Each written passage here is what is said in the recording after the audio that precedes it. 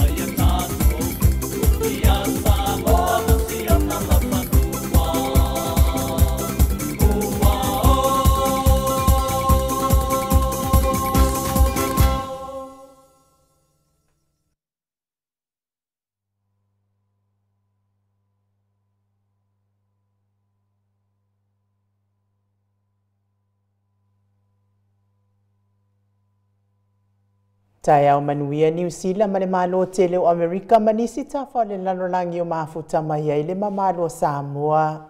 Tai au manino li tai au tatoa li tai au matango fie o le aso lua o iuni. Se fono male valu lua afe lua faa.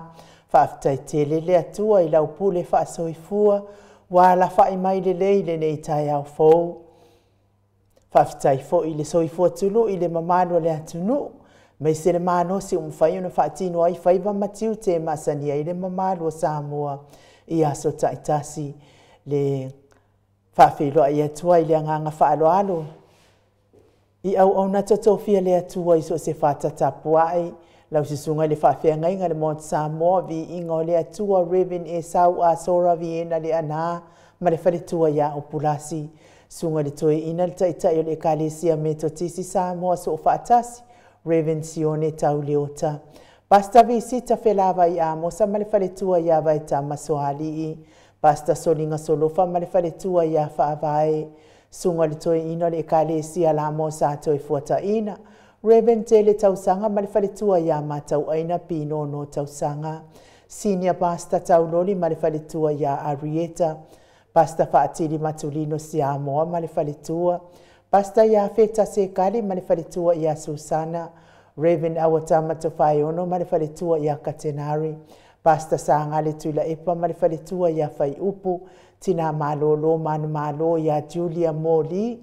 Le sunga le epikopo ia Sianava te vita ki o Sianava ma le whaletua. Pasta ainu umuli anga avi isaba inaya ma le whaletua ia Saipeti. Matua malolo manu malo ia muli anga telesoti ma le whaletua ia Potofou. Pasta tu au pepe misa Masiliana. Reven Nolofia Filippo awelua ma Miriam Ropati awelua. Pa iau ainga matama leu songa pule mtu mua itu au malatau. ai ngai le tai ma le va au fonoti sua ma le vai fanua fofoma ai tūlangi sa o le masale au mua ma le lau niu na sailua le afifio fa atu i to fale ula la au na mutasi ma upu ia te o le motsa talo fa lava ma le ifua mai o le au mamalo sa tātou malo i Samoa i lana afionga le tuia ana tui ma le ifano ba le toa so halau vi le lua ma lo masiofo me se le fionga le taitai sili taitai o le vaenga wha au whai e puipuia i ata wa tangata Samoa lau sisunga tuile e pau e lua fatia lofa lupe soli aina yoti ngalu male mana ai ono Dr. Sailele maliele ngaoi le faletua e meise o tupu mai e le vaenga wha au whai e puipuia i ata wa tangata e wha manuia fo i le atua i le usuina o le fono le nei tai au Professor to Famanino al forma el tamau ainga Dr. Afualo Ruangalau fa mo e tauloa manubu tsalele ma le faletua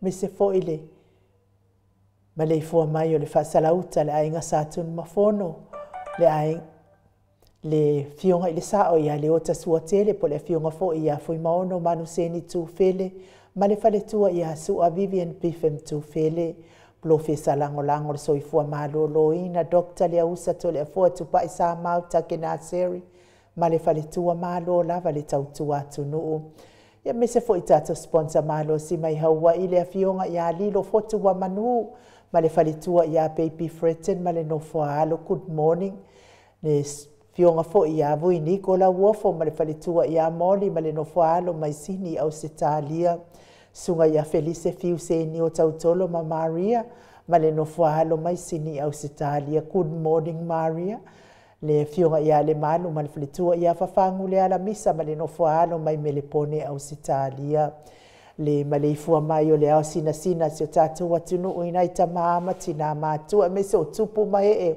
Samoa le nei tai au fautula e pawhai ai ma le faletua ia maunga mu good morning se umanu matamua whaalia ma le tausi ia sinta lofi po le patu uma Viena na nai whaumui nao le ana le tupu fia ma le faletua ia mo nanu ta lo fatele sia se kola siti kato'o au le matapula se umalo fereti funga so vale faalava au tio inu ese Paula Banks fa asu tusa fa e fili le sina le avai Maria Akiau sina le Burton tu ala Maria Blake Glock pepe si itia epa ngalua fisau fo i ese tata mala to o amatayo maluloto matangi bila wano longo ipule peleti to iloa le ifi good morning ma lo lava le soifua manuia ia te o tau tina matu o tato pokalame ma sili fiti fulisia inu e tele ili fa so tau matau good morning nga fopula sa lua tele mos ma le tau si a Susana lau fili a rona fai ngafa ma le faletua to alima le ifi pope tuala ta ma le langi ma le nofo alo good morning tapua i le fauma pepa papa o li Paulo Ioane ma le tau si a kenese mo e malo Tanielu Tito malua timu faletangoa e Ferrani Swan ma fea o taito. Pupu i fatu e lia tau ili ma Filipina le musu ngā Uta Brown Matina. Lono mataua ma pauli ului ma le faletua ia ngā fosfulu. Pali i tele mo angututi a puna olo tango ma le faletua. Whanaea upo le vavawai i ma wha amalu mati malanga o maa. Se iuli ali ilangolango fatia lofa povi ma se iuli fale ula fatia lofa. Sai pele kome ma ano fale good morning tu ala tau umalelua ale si o muripola. Silia la e o kene ma le fale tua i ale Lovey Burgess good morning Silia la e. Ma tau tia sa ngala apelu se asom Celestina.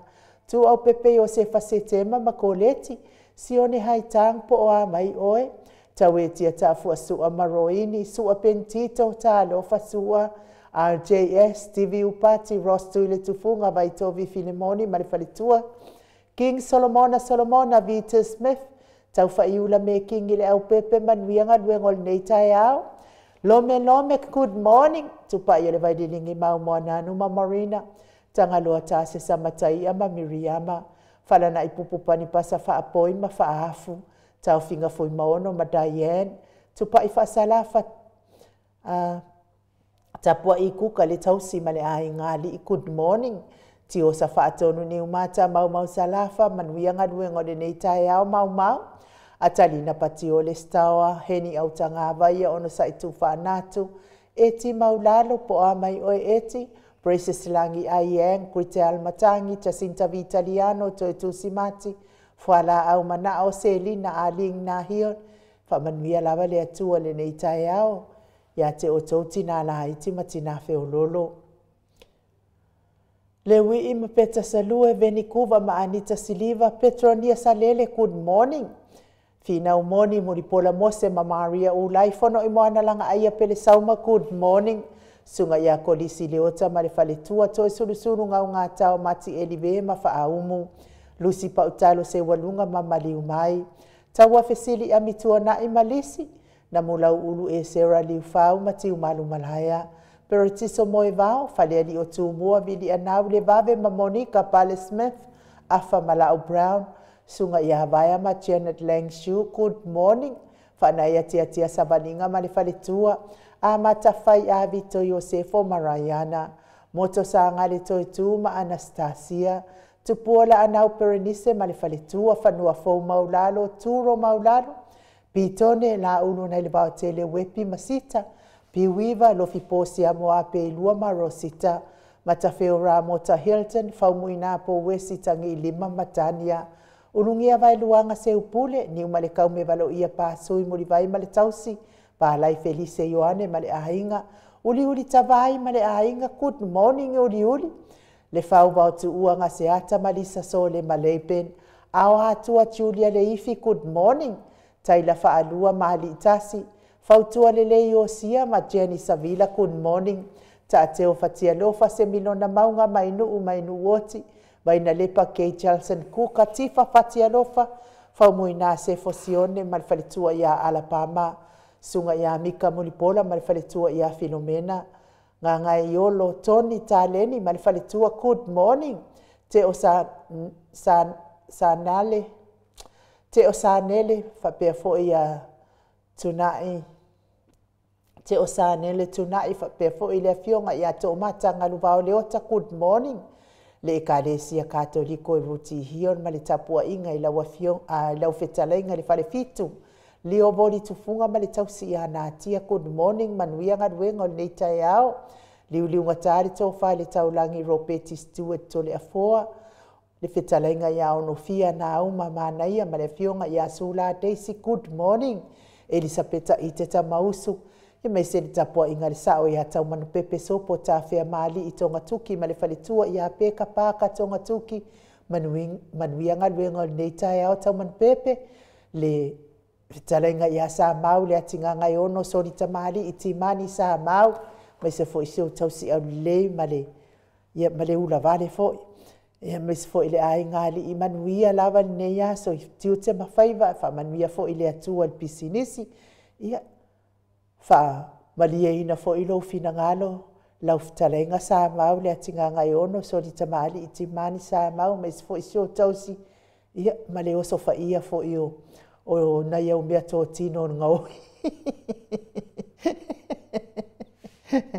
ia fa manuia tu ia la tō le ai lava se me mawhai tele o le mahatiwa ma le tangolima ua ia inesi o tātou malo ona o le si itia maualunga o le tau o le soifuanga. To tele ni se le fai ngā luenga le ingi ai ngai whafonei. Ngā le whewheo ai whakau aisa. Ia, au isi fo ia le lava le whaasoa ia. Whamalia i nai fo i whina ngalo lau whtala inga sa mau le atinga ngai ono. Sori tamali i timani mali tausi. Ia alo lofa i e wafia ai. E ui ai na ngā ui. Wapisia umaia. Le mamalo le atunu u sori fa abai mal sori tu la fono fa inga malo le ia nei lunga le matou apio folinga fa apia fo i mal tato YouTube malo fa tai tu si mai i la wafionga tu fa sina broken tau bao hido, good morning malo lava so i fo manuia i la wafionga fa apia fo i le susunga le epikopo i asianava te vita ki o asianava manuia ngaluenga nei tai ao la susunga epikopo Doreen Misa mafuta mai au kilani ma Lord so ifua maua Filomena Mulipola mafuta mai i Melepone fa taitele fa pea fo i mainu woti mafuta mai au kilani Reupena mo fa manuia tele le atua i lo waso pea fo i te wila maxi Whamanuia le atua I lo waso te vitanai, mafuta mai Queenselani, manuia lo waso te vanai. Mau salafa good morning mau. Manuia ngaluenga nei tai au, pea fo ia le uliu. Ia vi ia le atua manuia lava lo waso, sa moa mafuta mai au kilani. Whamanuia fo ile atua I lo waso, pea fo ile au pepe pili yo ane good morning, manuia le nei tai au. Tato vi inga o le atua tapena ina, tato insinia, moria il whaatai le vi inga le whamanu, ma le whaanetanga I le atua o no nei tai au fau, nei aso fau, whaopopo mai lo tau soifua, maso matou wola.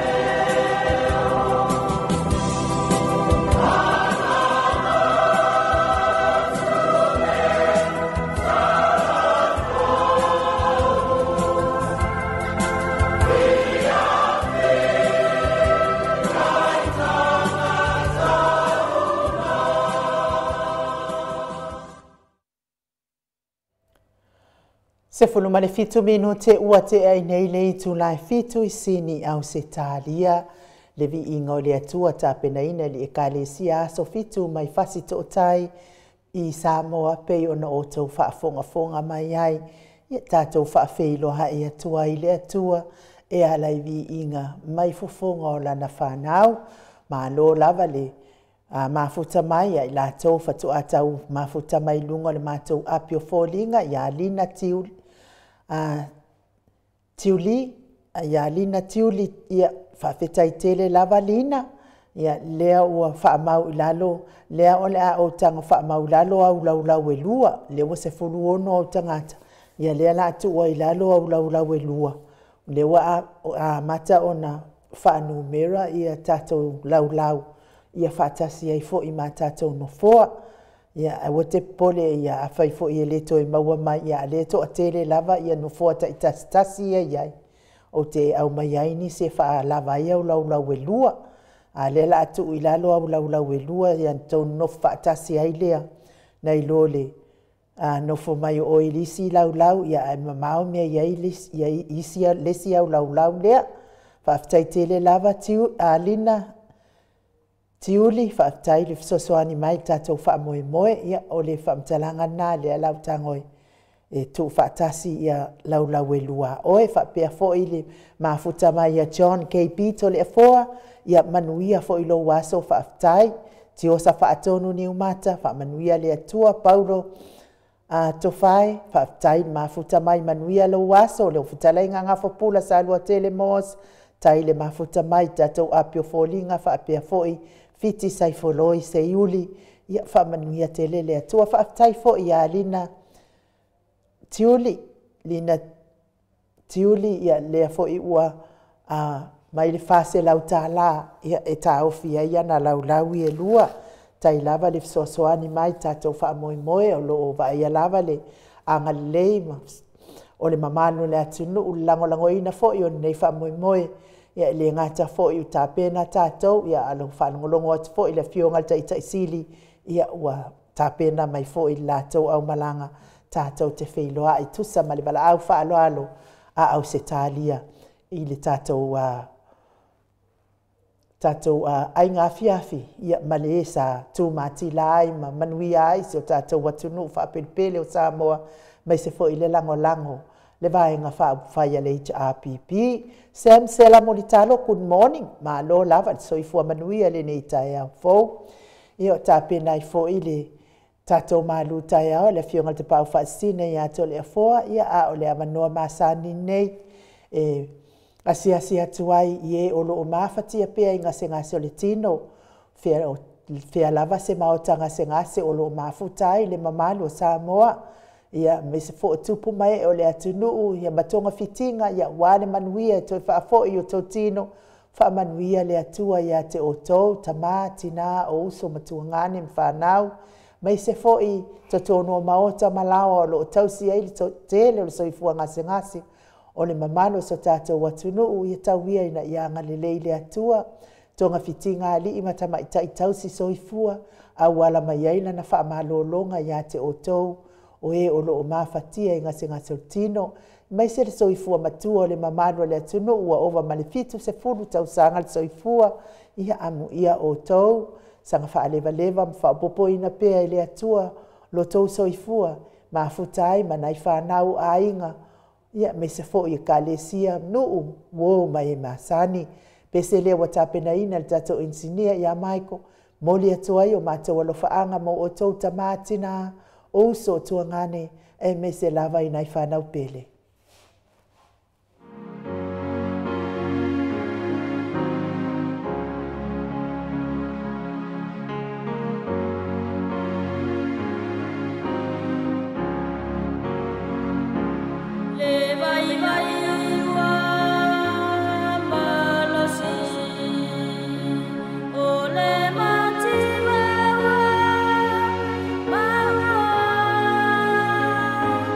Wapupu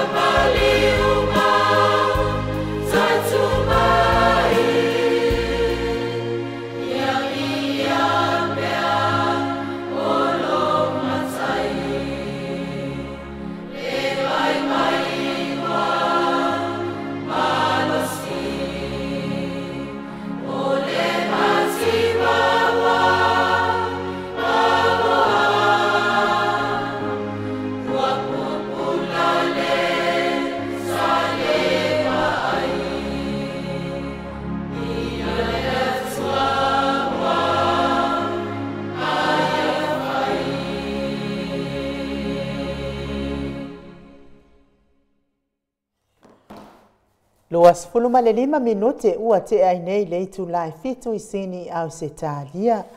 Le vi ingo le tua na ua lofa tua i mo i lato oma oi o loo mafatia pe ngase ngase o le tino i so simahota ngase ngase mai se umahota malawa tapena ina le ekalesia aso fitu mai fasito o tai pe o no tau whaafonga fonga mai ai i le nei tu lao le tai au.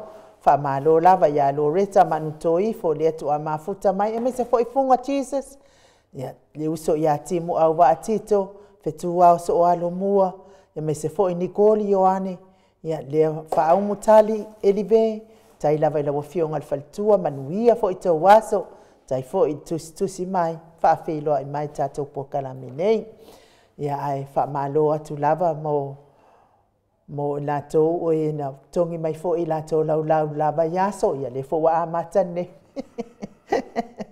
ya me se fo yo tato no fo wa tato fa moe ya fo wa amata ne va yaso tato maftanga ya tato no fo fa tai ya lina tiuli le o tai mo mai fo i nei tai ya tu mai fo il fa se la ta o fi ya na no fo e lua tiuli ya lina ya awala bete pole ya faifo ele mau ato i kalia o mafa ato au no foa le to tele lava tato no foa ta stasi ia iai I tātou mafutanga malo lava I lau fionga le faletua vi lau ano tupa I taala whaatai mafuta mai lunga o tātou apio fōlinga oi ai me se foi seu sista lea ia toa mātai o mafuta mai Queenselani mai fo I lau fionga le faletua ia malo lava le mafuta malo fo I wha maupopo tātou mafutanga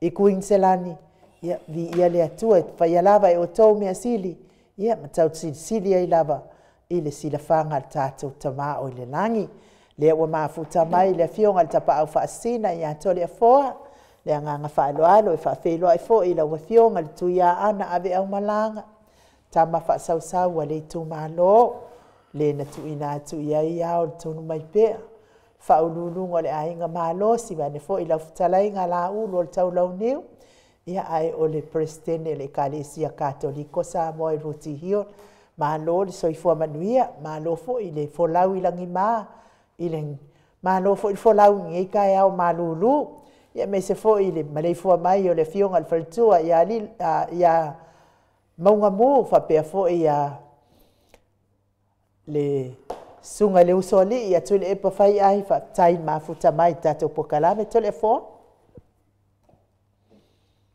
Malo fo se fua mali langi madi ne tau matango fia I nu le malulu le lofa malanga leo le tua le fu tatou mafuta I le fo le to ne tau a le tua fo se famtalanga le mamaro le tunu mona fatu lo le fia nganga pa ia le tatou mafutanga fai pea I le tau ma le tau pe masanyai malo so fua mali langi ma ia tatou tau wha malo I le alofa ma le anga le leo le atua to le fo ua fai lava si malo no mai fo io ke le rope nga o lo ke ma alili po me a o va ia ku ia o malo of kingo nga pele o le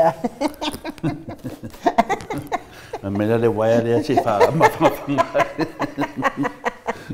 a o va ia ku ia o malo a lo nga pele wa ki le ngo mali ia wala foi de tala finale masania inu wa fa mai a fai te malulu ia matua e malulu Melania le wa pe la laptop o malulu te ne ta pe yo le tu langa nei ai le fo wa esa no tu sa fo tu langa pe meu malulu ma ia te le fa pe na am ia fita ma matina la ta o to mai ngona ia no na no fanga malulu ya ke si le fio o te fo sa o le ia la so no o la ka o ko de si no makua ma kilo po kai ku lu sko inga ya le face ki ange me ro ma ku ma kwa le anga o la ko wa mio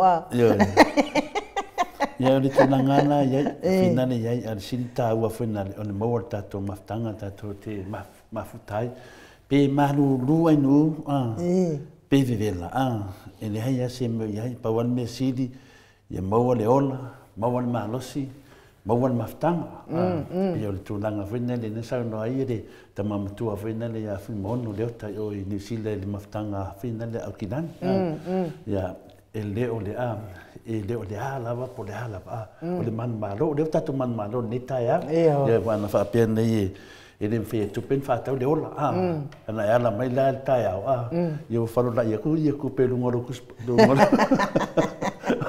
ngolo pusa lo pusa mari ya ele ma fa la ku pen ko fa la mai mina fa sa o ele sa no ngani ande ta mama tu o te ma fa me fa pena ele o le tupe o le man malo no ka ko man malo ni ta ya mena lan fa langi ta to o le fa na o le man malo le tu ambia ai esa o ala o kala o le fa me tiosa o ka fiwa fa akari sa kai pokingi ka ya anga o se taba se ko inga no fai mai le pukia ada vai nga ye au ka kai kuilunga so le i fa la kala mai vo ile le nga ko apa kwa e masa mai le puki mu ya mai la le baber kuil ele ai va e mo meu fola au vene fa ka kai manga va ya la kwa si fola fa penga ku ye ele va ngar pu kala me ko kula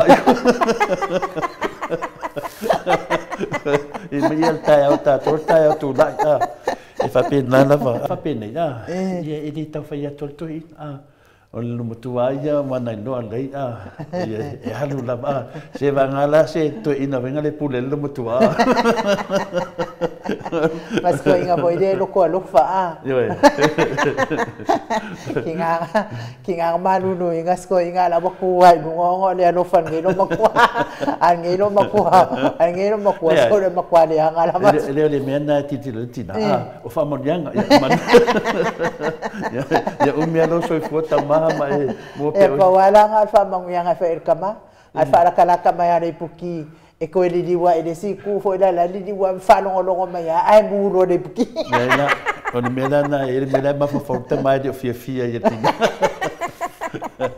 ya o tai sidia o tai on man malo tai on na fina na afua mai kolkota me finesa le no fanga sa penan fa sa tarota toli faula yo ta sidi le o le toe tu mai Yesu me le oti fa penan fa tato yo tato wala me le ta o tato toe tu ya ta o malava o ta o toe tu tato tangata fa tu le tua ya ave ya ipe ya vo me te fam tala ina ne ya yo me ana ai fuiko inga mo makua e ha nga fo mo el ponga aka e fa me ia to amata yo o koko lava le ko nga malulu nge o fera le toa o to amata yo ngai Brisbane ia ono e la via foi la i le maftanga fiong fo i le faltua ia mau ia Brenda Mawingoa ia me fo ia sia lato maftanga i Brisbane le fiong fo i le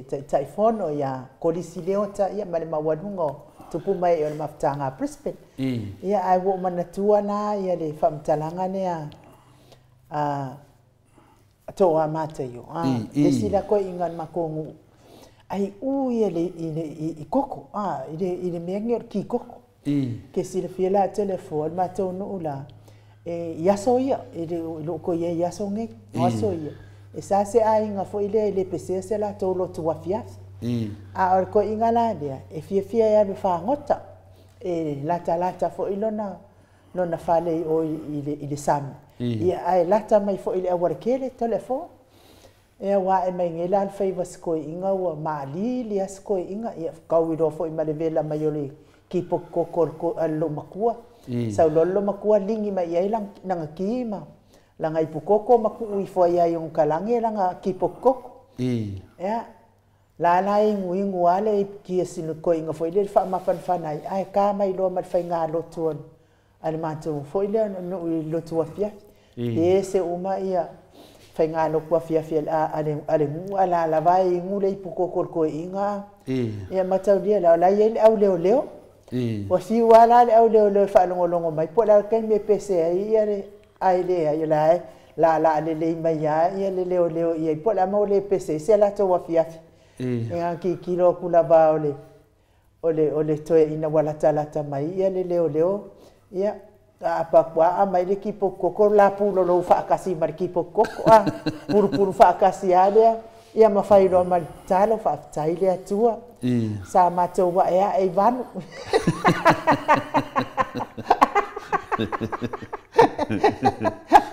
ai foi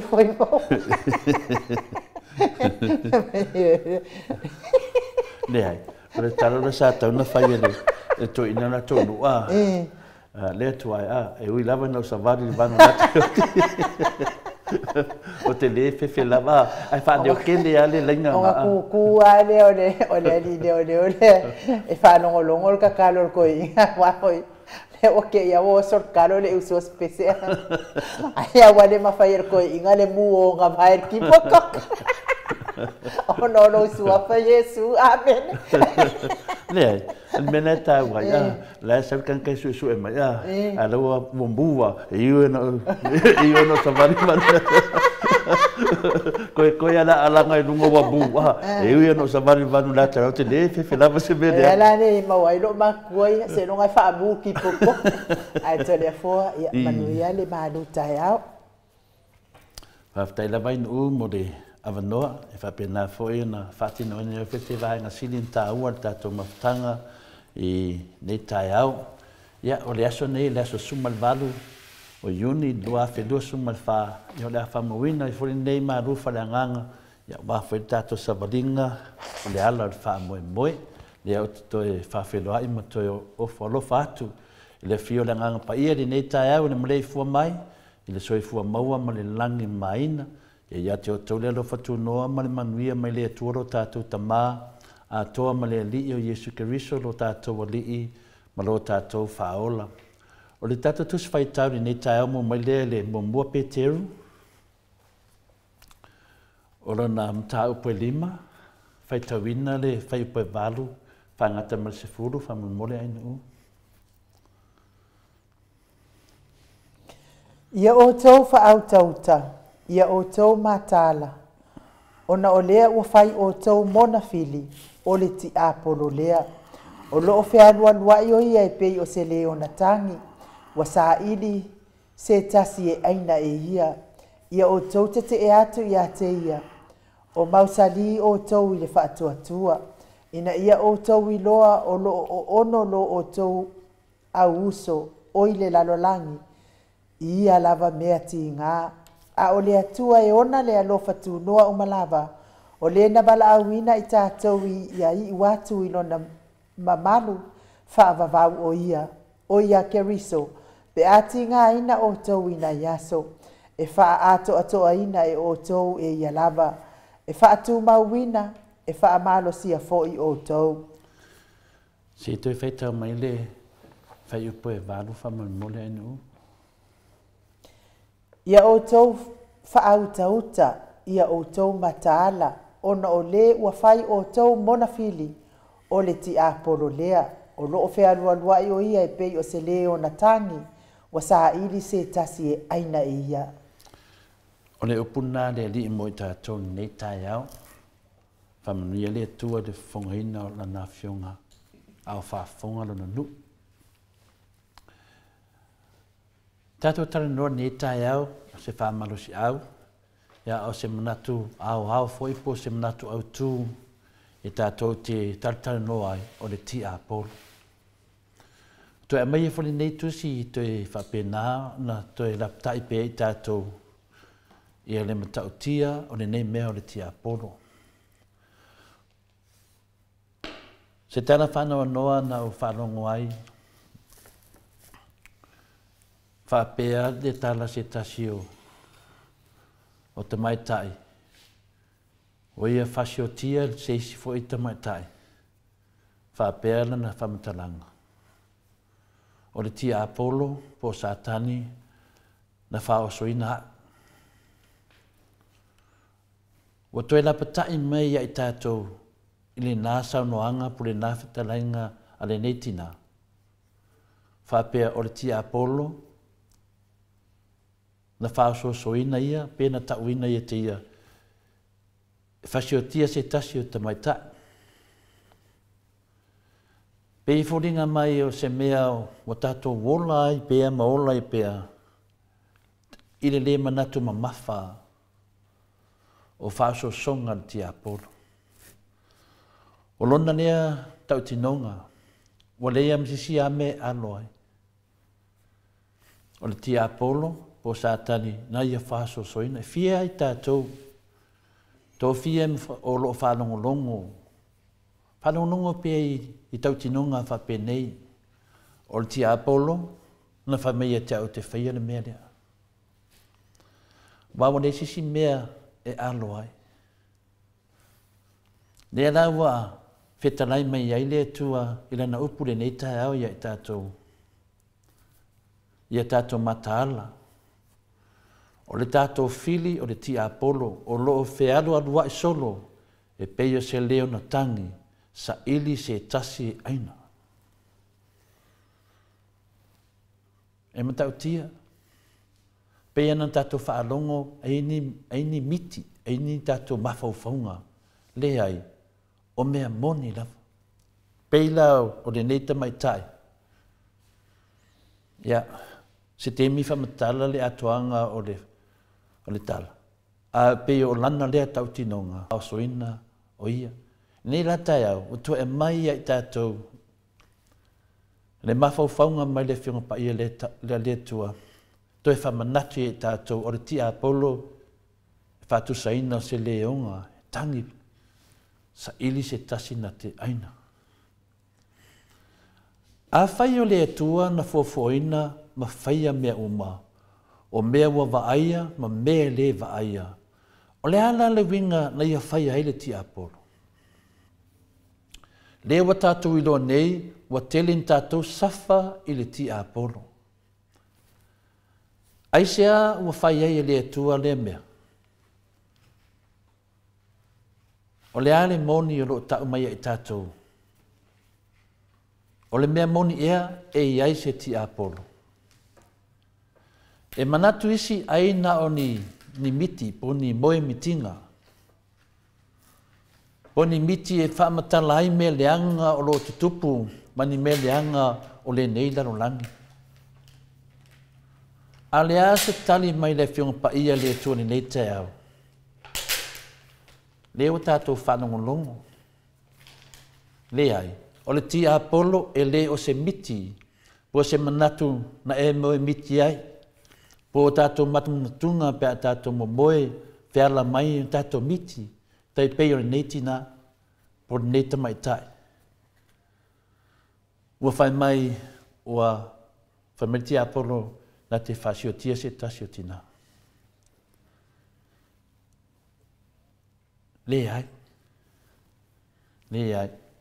E leo ni miti whaapea whaamatala i nai, ni me le hanga o le lalolangi. Le ai. O le ti apolo, o lea whai mai le fiong pa ia le tua, o ia o se maa losi whale anganga, e sili na maa losi ma le hanga. O le ti apolo se maa losi anga whale anganga, ma tua maa losi lavano na le hanga. E te tauan tato malamalama. E sili atu no na maa losi na ilo, se isi lava mana, o se tangata, whaare tangata, ma losi te le nganga o ti apolo. Leo tau mai le fiong pa ia le atua, o ia, o lo tātou fili o mea leanga, o le ti apolo lea. Tau mai le fiong pa ia ia tātou, o le upo le ali. O le ti apolo, o se fili leanga. O ngai o inga mangalvenga ti apolo, o le tau fia leo ngalvenga mamana le atua.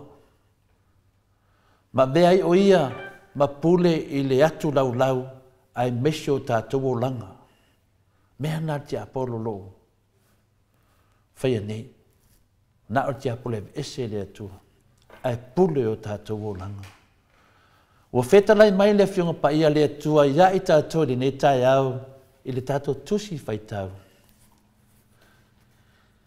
I le mua pe telu, lona matau pe 5, a lona whai upu e valu. O lo la patai mai ei tātou e winga le tia apolo, lo whe alu arua i solo, e peio se leo na tangi, e sa ili se tasi e aina e ia. A tonu e leo, talina uma mai le fiong pa ia le tua fasidi i whātatau ia sa tani, maana tia apolo. Ai o loo whai loa mai e le fiong pa ia le tua i le amatanga o sa tani, o ia se a ngelu sili na whaia e le tua e au na ia te ia. Ia o tātou leo ni mea watupu. O le mea watupu, wa tai e sa tani se fauvalenga e whaasanga i le tua. Wa te e sa tani i le tua, a o ia se a ngelu na whaia i le tua. Ma tama whai e tuu o ia i le tū langa o le atua. Tau tia mea whau a satan. Lea tātou te loa i te leo whauwhaunga. Wa safa ai tātou masi o tātou atunu pele o Samoa. Whainga nā satani. E mtau tia le mea e mana o ai satani. E mana o satani e tū ese la tātou atua. Ai su tū langa ai na ia. Peia meia tātou te loa i teimi nei i so tātou atunu o Samoa le tātou whainga malo ang sala, le whainga malo satani. Tu ese le whaavahe a Samoa le atua e manao e sui tū langa ai satani. Ti Apolo. Mena. Tānu mai le nā teimi e o mai lava le teimi nei o lo fete na i pia satani ma le atua. Ma o le nei tau a whaleanganga o lo o whāu au pēa si a o le unga o le nei o langa. Tau tia whainga Satan. E o mai le unga o le nei o langa o na whaato I lalo ina lea o Satani e le to e whaalavelave ia I tātou. I wau le to indisi mea o mo le o langa. O le fesili mo I tātou I le nei tai au. O aila lea o lo e au nai.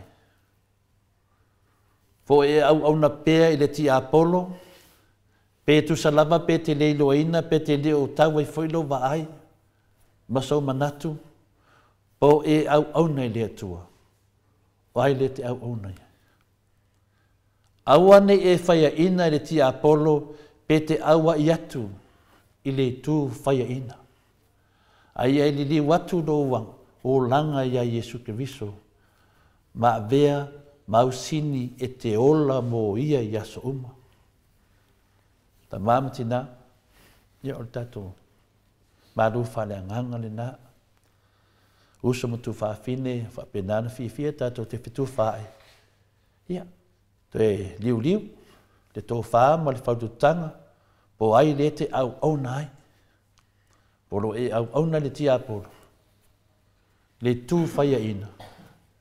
Ia, polo e au na le ameo tono keriso. Le ameo tono le tua. Lo whapenana tātou whinau ma tātou ta talo hai.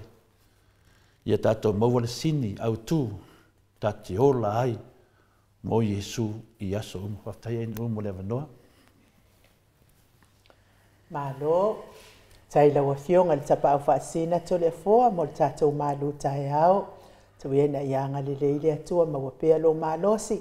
Ia wal whaatau nuina o le foi vaenga o le tātou pokalami o le malu tai au.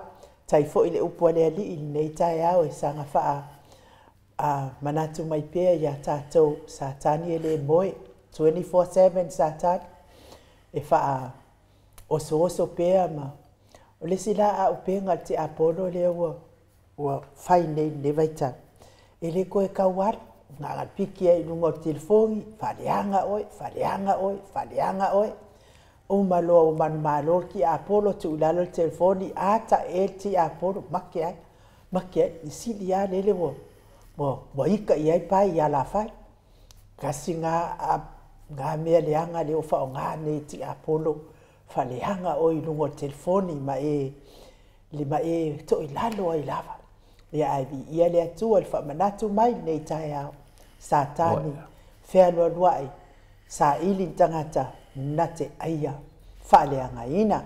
Pese lea tāpena mai tātou insinia salani aila na whiong pa ia.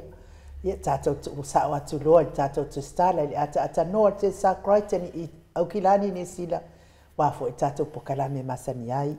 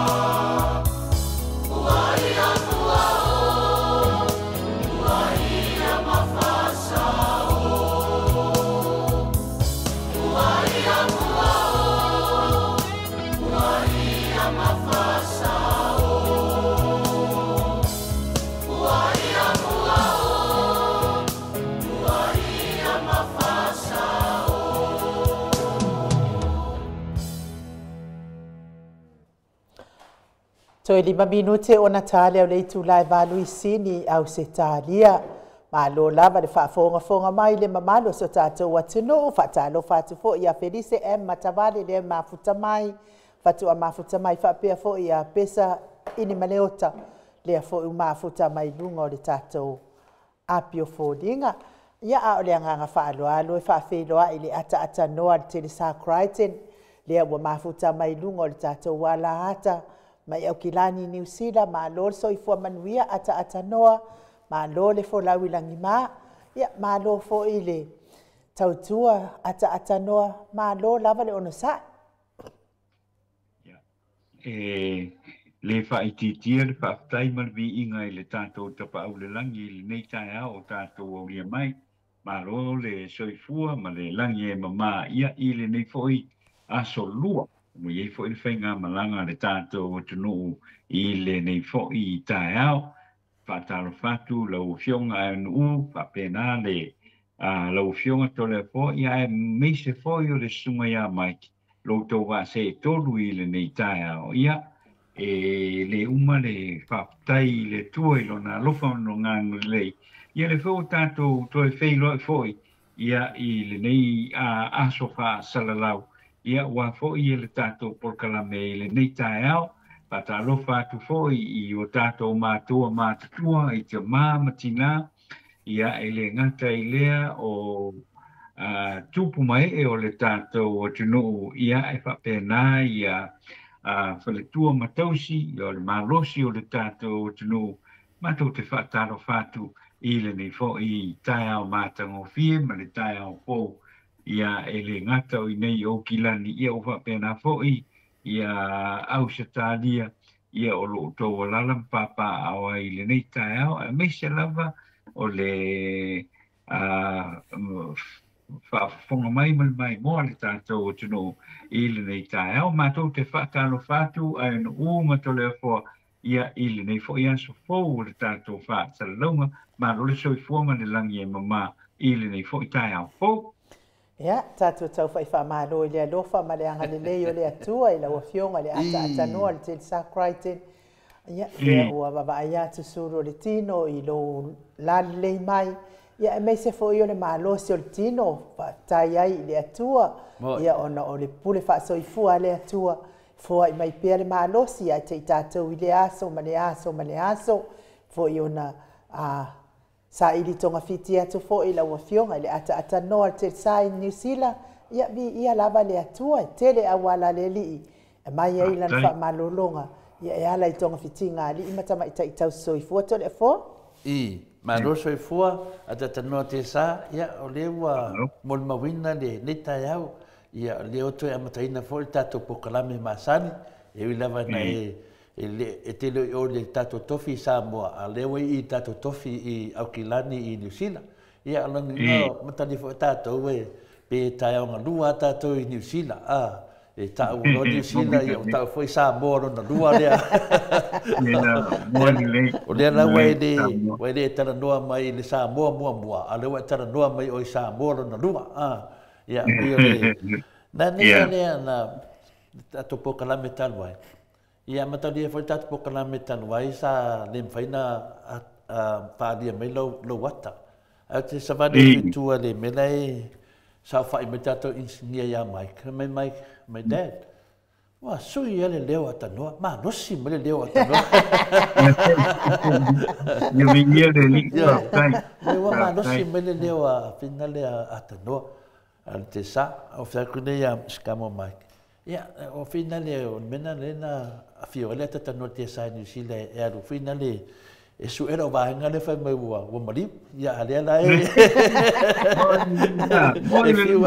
fiwata no e su ia mo ni la wa va me detail ia ata no te sa nei na to vai mai sa mo le la mo na talata tu ia te oto o le sa mo ia le vi inga e fo i le tua tatu te tata noa ya lo ya la vol fili mo ti apolo por di fita ya mo tunga fa de nganga deta ya ia lo fe loa i lava le fili i vai la oe te ai oe le fili wa le fili fa pena pe se le ona Ngau pe ai ki.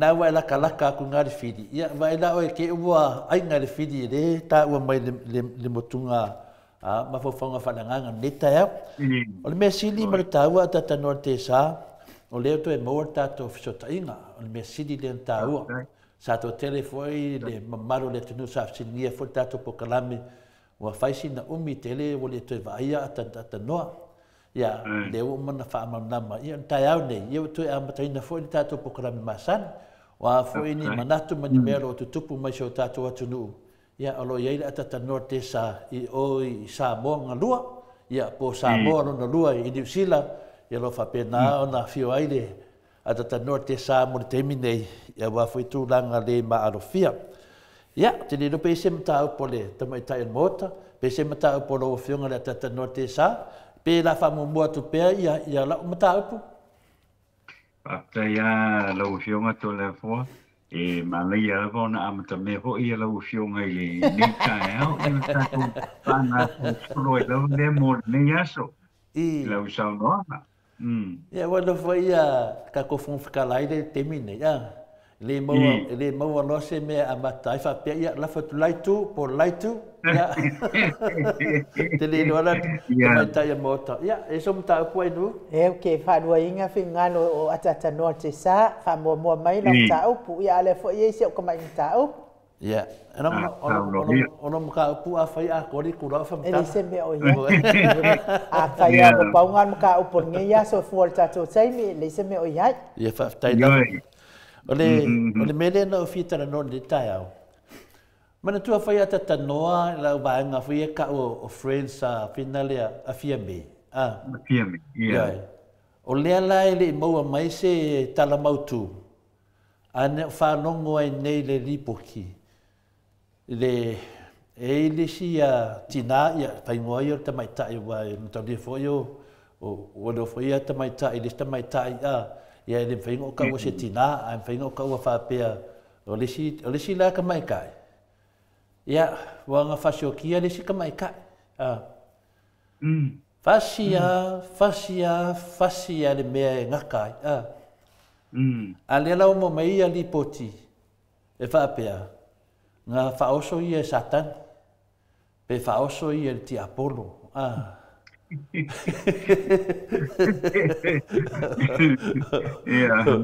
Mangalar me fio ia a foi le na batese mana fata va wala ia msisi me aloai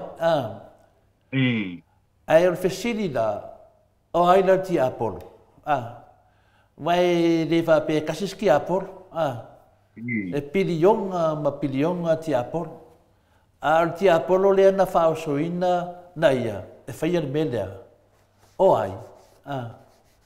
ai le ti apollo ia o le misterio lilo na le la tatua nga ia vai te tau na malama le tunu ia la le o tele la se o famtalanga i tulanga na ono al fesidi le o tula i mai o ai le ti apollo le nai tua nei tamai tai ia por nei tina wa lo fa pena na su ina leo o le tali fa o so ina o ti apollo o le fesidi o ai le ti apollo o ai le ngor ti apollo e mawalunga se tulanga ti apollo pe mawalalo po se ti apollo ka fa vale po se ti apollo fau ia ta to lo foi menena tu pu ya lauli ma o le ai fai fam sinonga le nei o ai na fai ya finale ya lio e fai su enga nei le wa kuri lio wa le se le mamaru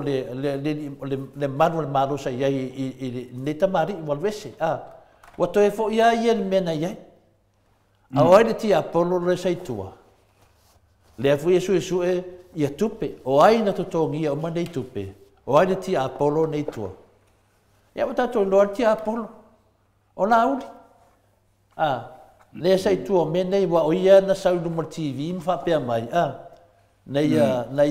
nei fa to nua fa insu enga me nei ia ta ti ena nga le i fam sinonga wa le wa tau tala nga le fa maonia wa kuli lio kuli ko Malaysia nga fa pai na ya lo bota to no me utup ya wa finito ya longo vinga ya wa le na fa dingo wa kuli ngifo ya sa le fa ya na fa sa longa fine lo fatanga te to tongi la nga fesin ka lo ia wa le nga kala wa kuli ai kau kano ia ele va pe a kuli o nga va pe la ia le e ko su o lo ia pe ai de kong ia pi de lo ia ia wo lunga kuli si mafkianga dungo le mafkianga ai de fa fam sino nga la so su longo au kuso e fa ma ngi ai fo ia le ki apolo le sai ku o Samuel o le pesi o ai ki apolo le ku o Samuel ia ne no mangil kai au o ai ki apolo le ku al tinaria ia po le ku ka mai kai de oi ia wa ka ma fai ngo ki apor e ka ngai ngo inga pe fai ngo inga ki apor o ai de ki apor le ko ia ta ilo ia a pe ta la tu na long ta pu ta no te sama lo fi ngo te mai ta mot malo ia wai masan ole wa wa tele o tai tu la mai issues fa pene le na sam no ho ile wa pasioti elesi tamaita le la o te fa no longo a ho ile le mele o lo tu la mai I mata upu ia fo I tamaita ia la to ia le o lo fa ia la to wale ka ko ke lo u malava I tangata nei I tangata nei o le isi mai tamaita I wa wasila fia po ile le langi ato ile faingo tu singa vo ie masani vo ile le mo tangata ale ka ko fa no mai ile wo mo dia oi ka ko fa no le mo dia oi Samoa e fainga tala na fa se fa matalanga ile te mile nei ona le tatu le tatu te lo umalava o le kengi lava le tasi lea wa tulai mai fo ile mele ai lon tangata fo ile le ka koke manatu fo ile le e o ye ni winga va pe a o mea le o tato tilo ne ye matato mori ma wina nei wo tulai mai wo mala nei I tangata wo tulai mai ye mea nei ye le fo ila wa o Samoa le o tato fa longo ye wa maliu fasia ia lesi tangata fa o lima iai wa maliu tulanga fa pena sa dilo ia tatou o nofo tangata nei fafo o atu sa mola wa raku fai ia le fa umo le soifu o sesi tamaita pela ka ko ke loa o lo o ka fifili pea ia tangata fa le tonu nei tonu tato tonu le wo tu tonu fo le wa le fa pe ia le vo ia I male mal tamata I pan mia o se ia se me vo le vo e tele fi fa longo ye ona ole kengia le tas le tu la mai ia ia fo ia fa vitau li fa pene o te tau ona lava senga wenga ali fai fi au le tato tunu wa le o tato malama le tulanga nei ile watu nei o fai o fo ile o nga wenga fo ile o le o fai fo ile fa ui mai lalo o foi o tamaita I fa pene tulanga uma fa pe e ka ko ke lo e iai ia le fa le tonu te lea le o lo tule mai I le mele mai te tau na fo ia te tau na fai I senga wenga o ia fai I senga wenga ali fai fi au o I la tau na te tau na tau la mo I mea nei I le mele wa le kako kilo le ia o le tato tilo ia me fo I fa I o langa fa palangi nei wa ia tamaita I foi le wo fa I poipo tulanga whapena o se mea i le tawai i le tātou o tunu o Samoa. A olo tūlai mai. Le olo tūlai me o tātou whaalongo i le mea le tupu iei. I o tātou i roa ai, ora le whekau i o le mea le ua i le tātou o tunu o Samoa. Ma le o sau le mua i tu tonu le wha le tonu. Mō le tātou o tunu. Ai tātou tālo sia. Tātou tālo sia i le lofa maleanga le leo le tua. I whapena pēa o na whaasao wina pēa le tātou o tunu. Mai le tūlanga wha le tonu le ua a ngai nei ai lau a whionga to le fō ia. Ka ke le fia whaia se tala fō i le silia. Wā, ai kako mā ka i kuinga le lei pēa rawa. Ia le tūlanga le o iei ia le mata upu le nei. O le whaai poipo le tamaitai i le tamaitai. Ia, o le fōre o lo iei le si whaapitau le whaai poipo o le si tama i le si tama. I le se me whakauwi. Le o i tu tomo o le tātou o tunu. Mai ta tau alana ona whai ese ngā duenga. O i whai ngā duenga. Ari whai whiau. O e ka le sia ese tono le tātou o tunu. E leo ni mea ia fia ngai e le tātou o tunu. A le kako ke vai e kua. Slowly, o le ala o sau tonu ia. Ia tu ainga ni ua o le whaupoi ponga i le tamaitai, o le whaupoi ponga i le tama. O le mea na le o tūlai minei tonu le tātou o tunu. Lau whiunga tole a fua i lau kikilo i le mele o lo tūlai mai i le teimi le nei. Alo.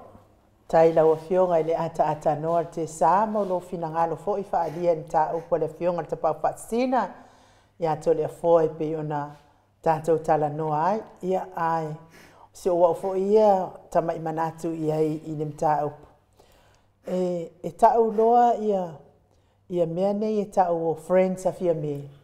O na utoi manatua lava lea o le mea na whai le au vaenga lea o friends a fia me. I le afionga i le profesa i tō whamanino o ta fō mai fō i o te mau ainga i a dokta a fualo luanga lau wha mo i tau loa manu wut sa lele. E le se mea le leina whai e le fia me mana friends i le afionga i le profesa. E o fua i le ekalesia e whai e le mata whali a le afionga i le profesa. Fai ia mau whaaloalonga wal mena tupula fionga le atanoa tisa. Na umam kwai o kengia le anga lava ele fefe au le kalesia. Ina wa ia nei palo tala iti nga le iai i le kalesia. Onga la wa foi. Wa mai le ia tu nei ngei kupe. Ea o lea la na alu le profesa. E sufia me. Sufia ele fa pena sua le ile of pulea.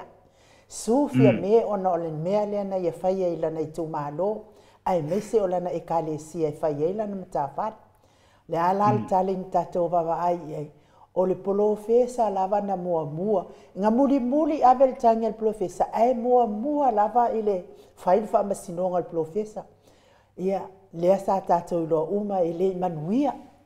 Ia le ale tali el profesa kusau to sau ko le foa lava na fai atu profesa te tongi tupele te toia lue su fa mamalo suafa leanga i pepelo le fai unga na wa mai ate oi ki nganga le mana o le fionga le profesa e na halu lava le profesa fa tau nu o le ale tali na ava el famsino le profesa a fai o le a fa sao lo mta upu lono winga o le a fa sao uma lava maisi fa masinonga ia ale mea lau te fia tutulia e kau ke e mana ia lava le tātou toe o iai. E whafofonga ai le mamalo le atu nuu au le i whaia lau pālota. Po o whea te fia pālota ai. Pe te fia pālota le pepelo. Pe te fia pālota le manuia. Ia o le tali la lea na au mai e le whamasino. Nea, a whai o le a whaasao long tā upu. O le a whaasao uma lava ma isi whamasinonga ia ia wa uma o na mai an whaatino. Le ala le tali le fionga le profesa sa fai. Ia le tatou whaalonga uma lava i lunga le tatou pokalame o whaapea le fionga profesa. Let go, let God. Le ala mea le watupu. Ngā o maka ngā i lunga o isi maka ngā. Ia le wakula i mai, friends. Mua maka ngā fia me, maka ngā. E sea, mea e whaia ana minsta.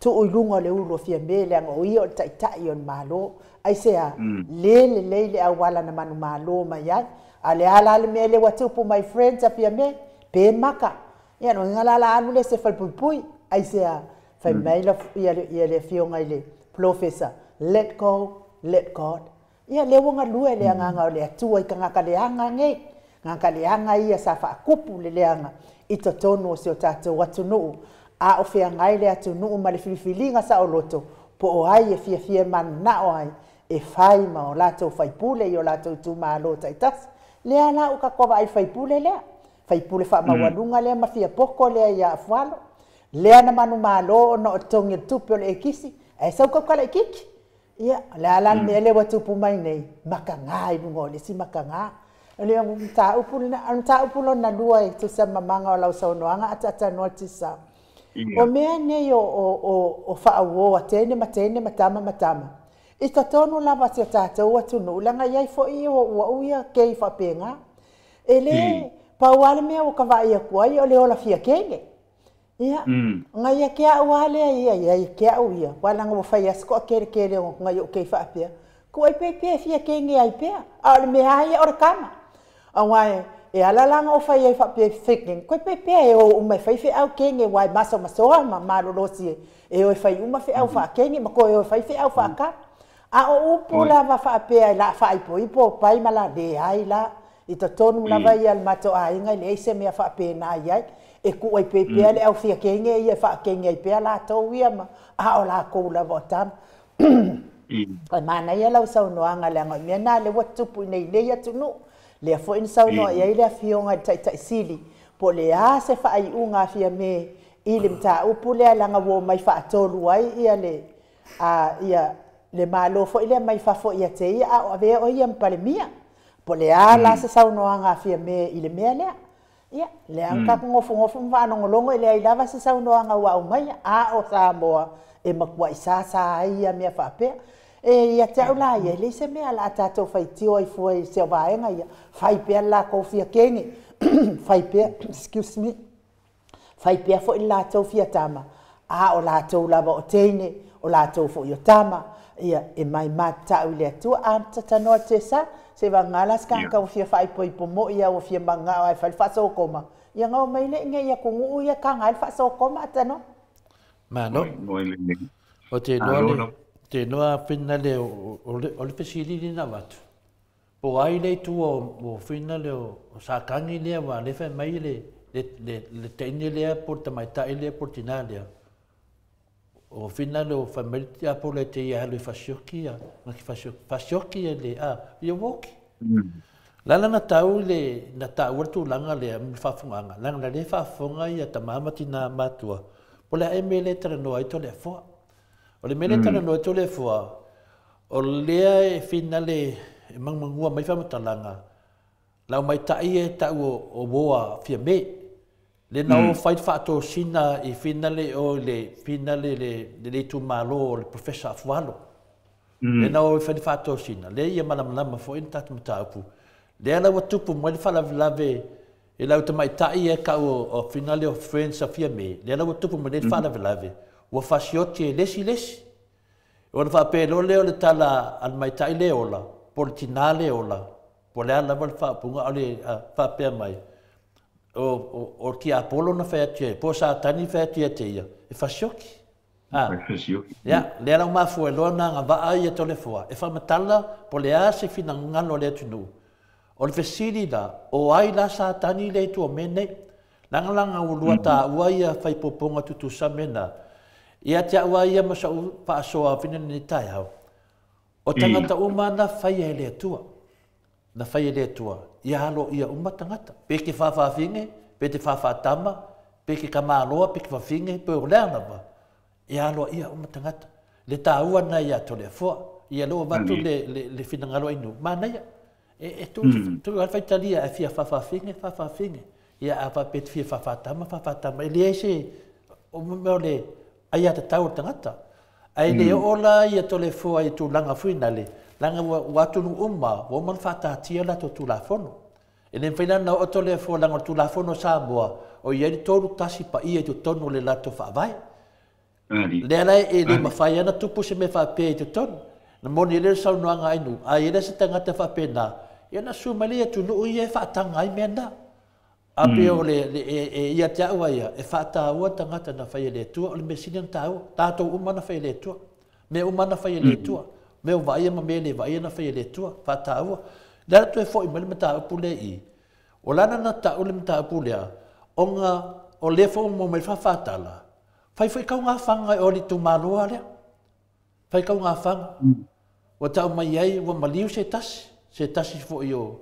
Na whina leo tau lea lea. I le ku maloa lea, al fai pule leo pule ai. I mele te whanongo ai le sal whamtalanga. O lea la ua. Nga le paua le mele sa wai. Nga le oki. Oki. Maliu. Aizea. Mea la ia. Mea tonu ai a whanga la uri ana mai. Na maliu i whanga la uri. Lea lava e kui a koe kākou. Po whai se fufuanga fia me. I whanga la uri. Lea whalawa tupu mai whalawelawe i lesiti nā, ai kau o friends a fia me. Tu lau pēa whai o friends wa o tarana le sau. Ma le sau dunga. O lea me o le nganga mai ele media sa moa. Whaamatala uri iri mai mene. Le mele na e tō e ala pulo i le muspepa o le observer. Ma le newsline. E mai e mea. Ioi. A whea ina wali ia ma lau kamai ka ie le ua o le mea. Sau nunga. La mo le sau i mea ka kou nunga whapena. Mena lea. O te tulituli al mena. Langa ke le a whahinga o le tātou pokalame. Le fionga ia Professor Dr. Afualo. O lo whapena o na tātou whaasoa pia ma le neta mari. Ia po se tasi fu o whamanina le tua i le poto sara lau po le tō whamanina. Ia fia i le melea le tu mahalo o le fionga professor. Le na tupu mai ai le wharawale. A le foto e mota la whaasala tua. O maliu tangata. Ia, tu lau e se temi mai me ato tō. O lea, i le mea na wale tas. Mea le na tupu. Te le lola po lea le mafuanga. E o te le ta ua fo i ngoa o finale o lalafanga. Ana ta o whapea, o le tumaro lava le tasi. Le ana wasau no ainu, me o maia. Ioi, le wa tutupu. E sa langa tātou, le ai se tali o tamaitai pale mia, i whanga la auri. Ioi, le vaana na sau mai tutuila. O le ai mangua tele o whamatalanga, o le vaanga mai ai ke leo mea, le tutupu ai nei sa moa. O ai le tua ne mea, o ai sa tani le tua nemea. Ia lawa maua le Satan. Faufaunga Samuelu. O ai sa tani le tua Samuelu. Le whaatali tātou whamsinonga. Leo tātou noa o la auli i lunga o penat whailangi o la auli na whaiani o lofa maonia. Wa kuri lio. A sau lio whaia na whasalaunga e su e tupe. E kokongi e langa loia. Aisia, e kaunga kaha loia. Nā lawa umanei le fia ki nganga i loa menei, ala lau sau ngei kuma. Sua kupe, wa ale kongi a loia, e koe sufo loia, le kongi o aia. Oi lili. Le lau tato e fo i ale fisiri la mata. O ai le te apolo le sau no, le ti nā le tua menei. Ia ma, pule o sa mo po ai le ti apolo. A le mea leo te iloa, e le whaia se tali o te maita e pale mia. I me umanei. Ia e wheololo mele wa tupu mai pe a whai, ai mua mai se whamaninga, wa leo mele whalongo iwa maliu le, o maliu se tasi o tauli e lea. Ia o mele na tat whalongo ai i leo tā maua se whinangalo pa se manatu fo il mokalanga. Ale mena leo mua martemi nei. A whai e whamaunia langa leo e lei Samoa, leo e New Zealand, e whamaunia. Ia, tu lai whasit, o ai nei tuo nei mea. O ai nei tuo nei mea. Mai whanga la uli, la me ole ngangana nari tato tamaita i pale mea. Nā mo wale ngana whai mai se tō tumu le laulau afonu. A le sau whai mai na te whaia se tō tino e su e menei. La le ume su e mai. La le ume su e mai le tonu tausanga. O menei na tutupu le matanga al pae inga nei. Wa toso mai a se le la umo o whai lava. O la le wingo nei mea. O ai le tua nei mea. O ai sa tani le na whaasoa le tina le whasioki le si tina. O ai. Samoa, walava. Enough is enough. Walava ia. Io e. O lea si mele e vinei. A whaia moni mele ua whitawai nuu. ali tu malo lea. O la si mele la tupu mai luma. E o malo nu o i tu malo lea. So o lo lisi tu malo. So o tu lo lisi tu le tu nu lisi tu nu. So o tu lo marfita wai o tangata. Ono lea. Ono sa tani lea e tau tala liti na lea. Pole. Sa tani fa so au. E fa sioki. Mena te leo le fi au le ma moli mai i. E le moli mau ti na lea. O ia. O le mea lea sa lo fisa fina le fa mawina. O fisilingia pe ya mai o satani na mo le ka o le ngo satani na mo le ka o wa satani o le nganga satani o le nganga le tatu fa so ende o le nganga silia to na malo si tangata a vai na o le satani le ya ka o melengo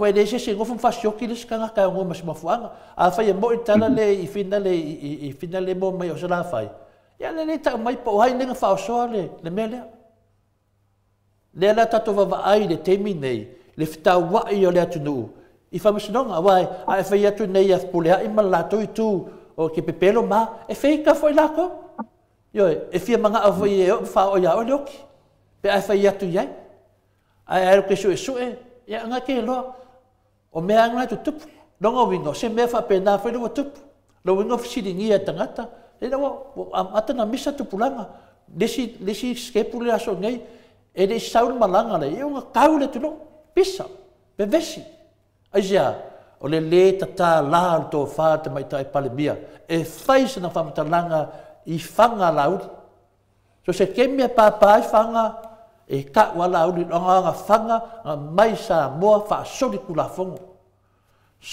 fongo melena le nga losa sengi me i o ai le ku mene o ai sa kangi le ku mene Kakanga ka o mai sa kan.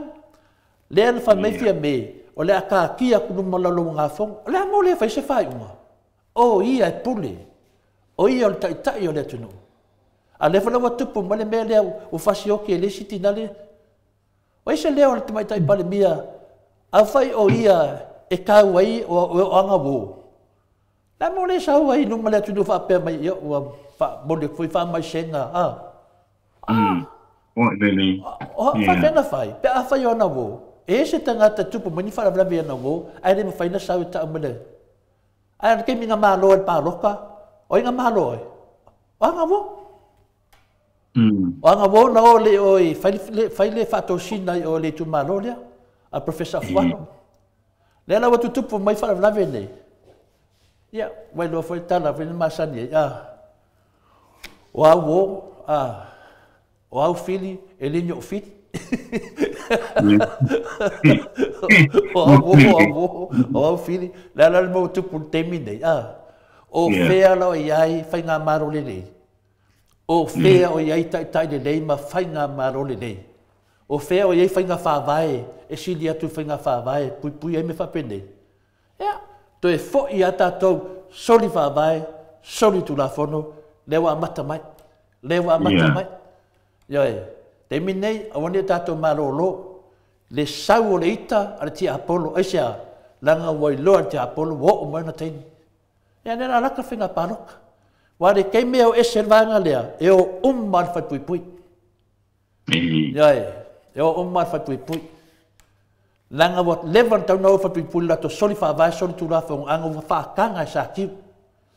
Kala kua le, ave kua le mane lenga le awan maro. Ia sao fanga o mene uma nei. Ia, e su e uma. E fisiringia pele au malo, pele amena ese ele na malenga. Ia no inga foi dinga mai ke fo ala ko foi male au. Nei, no, e anu tangata e tu le au, e tu maua le au sa mo. Awa te me te adua o e tu le au. Le fisiringia le malenga ale au malo, pele amena ese. Fisilingia sa tiu po fea e whaavai ai. Fea e whaavai lana whai ungo na mi tonu awa ve ese le manilenga. Ai nofo sa tiu ma whaavai I lungo le manilenga wa ve ese. Lea na fisilingia e pea e le atunu. Pe ai siame na ave ese ai. Wa ana wha pe tu maule whai ungo le almalo e le ma whai e sa tiu na whai se mea. E le ma whai. Ma lele no le almalo o sa moa umana. A lea lava wa ese ai fai lo sa tiu le fai unga e fa popo ai le mele fa ngar so fa vai ana le tupu mai fa sioki le si papa fanga fioki ana se me o fai ai le ai ya ma se mea o ma fai asia ma kwangu ngu wa sakaria kwangu wa sakaria ta no le se mea lan me fai le fianga te silim ta tu ngolat o fia bela te ele tunu walava enough is enough le punga ka walava ia lena o fa solo tua o le po ulia e o le pala ya bo man fa sio tinale listina por dit mai tai ili tu malolia o wifi le campaign langa le ia le sa no inu tala fam snonga le fai mai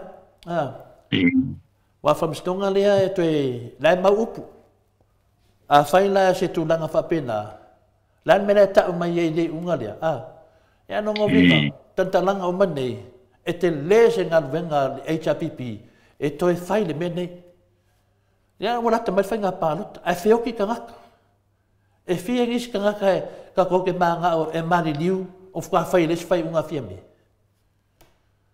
ya e le malolol moto sa movi ngole tu wangu sa ya laudi na mole sa we fai nga pepelo malanga fa lenga nga fai na mo ngofo ai e ma losi al tu la fo e ma losi al fa vai ya ka ko fa kali da solusu me ono au kusu ia pe le fa mal namba tu na le mata upule fa mole fa tai no fa tai foi atat no malo ia ai no lava le sa no ai lo fiong al tapa fa sina pe foi le ata no al ti sa mo tala mai foi o le tofa ia wal tatum ta upu pe ona fola ina mai le fiong al tai le tapa fa sina ia ole foi tala mai foi fina ngalo mato au tusi ma sa mai foi o la tofa tu sai man mata upu ia le la fai mai ia l'Italia le sima ko vai telefo o fia me o la auli msaki o sifinga sa fa o fai nga malo an ma ko kuskusi so le ak ya malo mo to fina nga no fa dia ti sai fo i malta upu e pe ona talainat ai ata no e iai ia le ta upule te mana o tala mai ai fo isa tofa o fo i o le tama walua fo i ona e tu stala ma e fo ina fo i fa talanga e tu sai fo i ma fela fo ina fo fina ngalo ma manat o le na sa no wa ma mai fo i fa matalanga mai samo o le ata pena ina ile fionga tama i pale mia ia se tu la fono e ave iai ia e lato te sueina ia tangata ia awala fa la tua faia awala fa la tua ata noa ia pe ole tulanga na ai e ia te au ata noa o kere fia iai i le tula fono lom tua po le fionga fo te mai tai pale mia e mana ia no na fina ngalo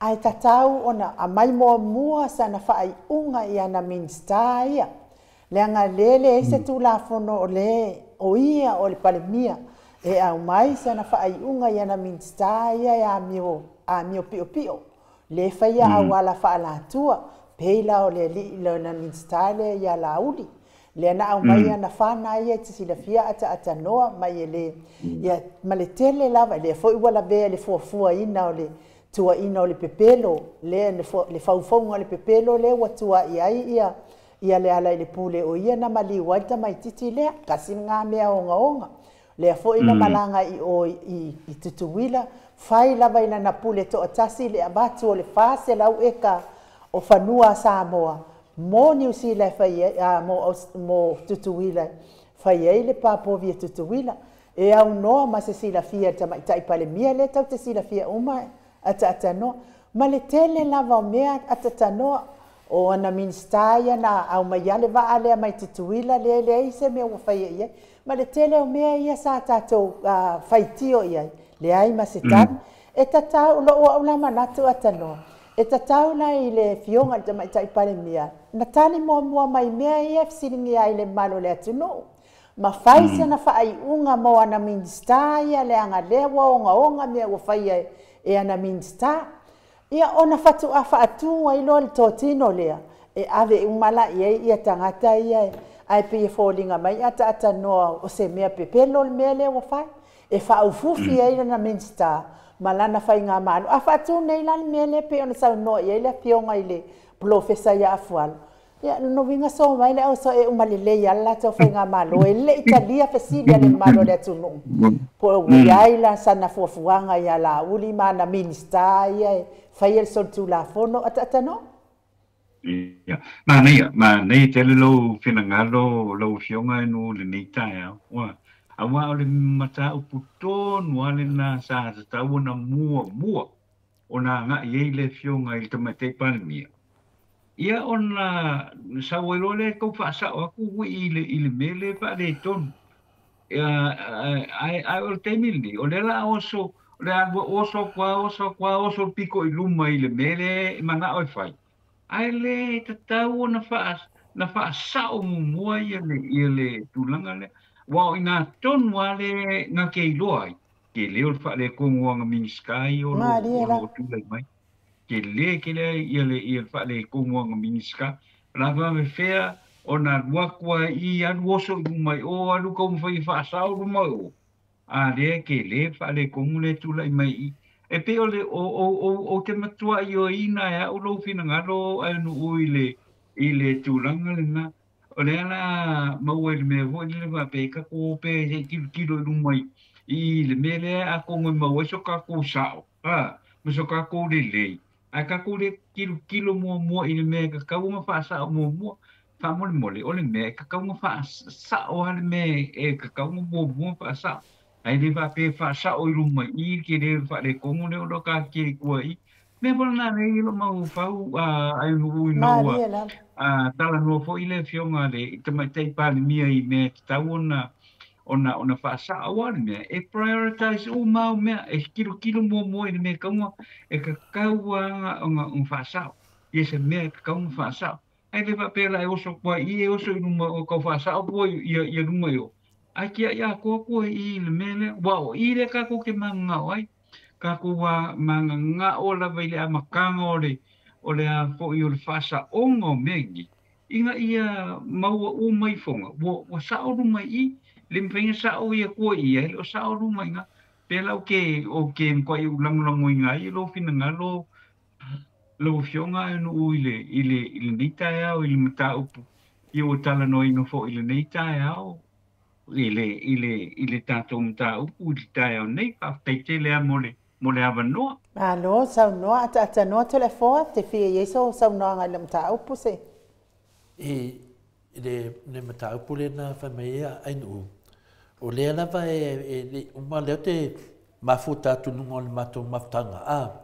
I winga lava le ya fia me ma le tulanga le wa tupu mai nei.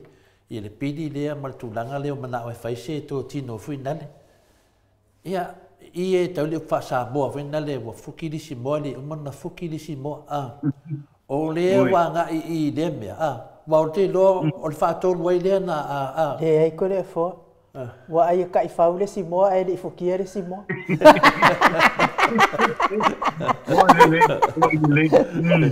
Ya, ka ki ana ka mafkanga ka ifawa. Asa wa nga ipela o fuki ya. O le vinga le famtalat. O fia mea to tasiona fa punga ne le na sa no fia mea de tono parliament. Ai foi ni fake news. Sa no pa ia fia mea de tono tato parliament. Tu atu luma le longa fongo le mata pulenga loenga losa. Sengi mea mafanga lauli. Ia male vaa lea, wa o vaa lea, e lenga le kasi, o te loa. E lenga le kasi se tangata le kongo mkapune, masalo pe ko aiva ka ngaka I ko kongo le matapune. Matapune. Le hai, o leo vaa. Au tangata I tonu matapune, le mata to loa lauli. Lauli ia le tele le ka ko loa isi miska ia. Le mata to loa tangata nei, pia tato tara noa I tele o mai aso.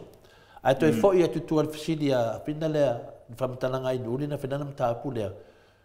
E whawhewhea na whaile nā mea. E whawhewhea na whaile mea wha mai. O le teimi nei, wa kaun kāso I fuanga. O le whao mai lipuki, wa alu runga ko kongi. lua se lau suma tonu wafe ta lat kongi fia me. Pale mia, a lele ai sanga fai unga o whaakali da kungu. E ko kongi ka ngaka whapenga ngi kupe ke kele whapene. Thiku se lau ni masfulu wafe e ko kongi e le preskenga whamsingonga pe a whaia manguia le keislea o ai a unga le fai unga nga. O fia me. Fia me nga whaia le fai unga lea kuli preskenge. A le kupe lea ko kongi e preskenge. Ko kongi lea kungu. Ko tiki ami ni onga.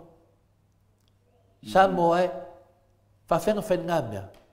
Le ke lea le kupe ko kongi e kamai kai pale mia, le whai unga. Ai whai maianga whai unga wha soli wha avae le wai ngei. Ai a manguia le whamsingonga le wai whakari kako. O le kupe ngai ko kongi. Mafua maia. Mafua mai whai unga, soli wha avae. A le ko kongi, ai le engi whai unga e whai meia, ia lauri. O le media, e le kai kako marolo. E wha makala kupea, wa rai wha fufonga mai lau fasa ia. Ma mei ko kupu o e kau aku. Le leo le aku ngu le wha leo aku. Le leo lo wha leo aku le maoka o Samoa. Maoka o Samoa le pokalame ngai o le maoka o Samoa. Le wha leo aku. E wha whewhea o ngai e wha pea mai o le a wha aku. E mele lei. A le whesidi. O a whea. O a whea e wha kingo ni ngā mea. Wa leva kau wha kingo. O le me wha moe wha pea kako. Kai ngange wha pea kako ke leo a whea. O lea kako ki wha longo i polo kiki pala pe pelu. La mo le whaise whai unga i ala uri. O le mo whioki kangaka. O le wa maririu kangaka e kau a friends a fia me. E makau kia le mele kupu i. Yoe, la lango ka ua lango ki ngangei. Sa lango iai. Wa e kele kala i e maua mai e kako pokalame. E makau kia le menga kupu. Makau kia. Ai vare kani le ki ngā. Whaosoa o ki Apollo. O ki Apollo. O ki Apollo. Wa e mwhaingo ka ua kuri ki Apollo. E kasi ki Apollo. E mwhaingo ka mwha leo huka. O ki Apollo. O lisi ki Apollo leko. O le fua. Nanga whasioki le skaka o le fua. Pesiri. Fua ia ai. Kuri maka upu lea. Fua ia anti. O le fua ia anko o fua ia anti. Ia, le inu. Kongo anti o ko antama. Fua ia. Wa le fai mai le masenga inu. E fua ia anti hau. O mako masenga. E fua ia anta. O le mena e whanawha mtananga. Wao no ko kongi. Ko kongi re tunu. Kai kolu ka la. E whawhewhea ngā whaakusa le lua se lau sumar konu wafe ka la. Or ko kongi al kamai kai palimia le wanu nunga. Ma le ko kongi al tangata to atasi sa moe le o nunga se duas fura kau sanga. Ai kango e whanua inga, whakonu inga, whawhainga, whanimainga, whanua se furu mo kupu inga. Wa mauar ko kongi. Ai le iai ni whai unga. Ai ngā mai kongo le whai ngā malo lea. E mai wha soli whawai, soli kulafongo, wha maongia. Wha maongia le whai unga pio a sa kiu. O sa whanga mai iei. Wha maongia le ave senga o le awal malo o langa malilenga. Wha maongia ia mea umanamang sa ngoi sa kiu. Le awa soli whawai ia. Sa ua fia me kongo, kuri pleskenge. Wha ke an wham sing sili whina le kako loia sili sa iai. Aisea, me ia wha me sa kiu, wha ngā loa sori wha vai, alo kingo. O ai la e onga kupe ia ko kongi e le loia sili kako ma le pleskenge. O ai, o kupe la kongo. Whai ala ke kel leo ngei kupe. Ko kongi malo ia. O ai, kan wai le kako ka mai kai pale mia le ai o ngia whai unga o whaia. Ai whaia nga whaia unga, wha sori wha vai, sori kula fongo. O ia kua kasi whekalai masau ngoe kongo pale mengi. Se imalea. Se imalea. Ya, leo wha sanga la kungu e se imalea. A wale ma whainga lako se ia, le la se ia la kungu. E ka kaunga o ka ngaka ngei, i le whanpui pui. E ka kau ka loka ka ngaka ngai wa kau wa soli fa vai soli kula fongo la ko umma wai umma ngai lalo le fale ie e mo male video o la ko mai mo ria wai umma o fai fe au o ka ngaka ngai ye lalo a fai fe ngai ye wai lava ngai ye ka kau nga mo ria me la dia de ke lu ia pe ai sha me wa ese le au ma le lenga le maro av ese fa fo se ma ka lia le ata tanoa ia mangingol fa fo anga le tunu e luas fu ma le fa e no vaenga le fasa e luas fu ma le ongo lufu ma lima le HRPP o aku lo fia me ma poki fa sio join le vaenga le lufu longo lo e saulo ma le unga fenga pa loka kasi ngu foa aka mai kai ali ma le man kukusa lo fai ma le lenga le al malo ai ol vaenga le apit na le me okupu sau sa kiu ai ngofo lo le al malo ma koe ese sau lo le unga nga kua a whao ngā, ia li mani manu, pe a umma whainga pā loka laiki. Vai lai oe makau ki o whainga porkiki palapala le anga ia. Le anai fisilingia le al malo. Lai mo le anai se fisilingia le al malo, au media ia. Lai me koe vese lo mani nenga. O le wa safa le aku. I di whai unga sa kiu, ma fua mai a, oe wa vese lo mani nenga. Ai whao ngā sa kiu. Lai me nga le koe whai sisi mani nenga sa kiu. Wa ve eselo mali lenga ola mena e fa nganga wa bes wa vai la o ke leo le mede fisi ngi ai le ka ko fam sili ma le haur ka ko malo le vale ala no sa ngai le sol fa vai fa nga malo so le ka fili sa ngo fioki ka ngaka wa le ko ke como le ko ngi aisa ma ki kiva le affordinga ka o lo me umma le ka ko mau ki ngai o le fa mai ke le kupe o kupe le loka ngai a waia supply ko sa moa e dem fainga fa nga ka ko malo e se kupe o kala umane mai ngai le su e ka ko po kala fa ngai ngai fa makalanga mai kala fa ka kupe male mere kupu le ku ke mingai ma ko safa le ku nga la fa mar ka kala ka ya kia le ai e a ku fa kala vai fa le mai fa mai ya finga le mai oi fa ka vai ku moki ai ko mai mo meu pakeke la singa mai ia vai o nga fai aka ko fa mai le nga ko va ai ngeli sa malar ka ko ali ideale ka ko niska fa mai ha mai ko ya pa o sa mal ai mo meu porkiki ya meu tu langa tu na ta no ai ele ko fia a nga il ka pule la so kai che war se ko su ele awal paipa ya ma ko fa kala le la fongo pa mengi ai fongo fa ka ko dungo pe fai la Ja. Tano. Ja, peto fia sau noa, ja, maua loa manoa, et sau noa mai ai, tatum ta au pule, pe ona mate tele, tole. Tai koi ki no ke ana i ko ko makau tatou foi o tai o foi ona te mo foi dio tatou ava no tatou pasoa i ai pela ma nei o tatou mata o pule nei tai au pe ona e sa no e no va pena foi lo fionga tole fo ma lo vale le on sa ia le i mo ai foi lo ava no sa te tele lava mole pasoa i le nei tai au tatou to e pe lo ai foi le aso tai au ma pi ele so fu mo tatou ona e manu te lina i le nei aso i tapo inga le tātou o tunu, whaatai lava mō le awanoa, ia manuia lava ia le aso i le tātou o tunu. So i fua ia ma whaamuia le atua i le tātou o tunu.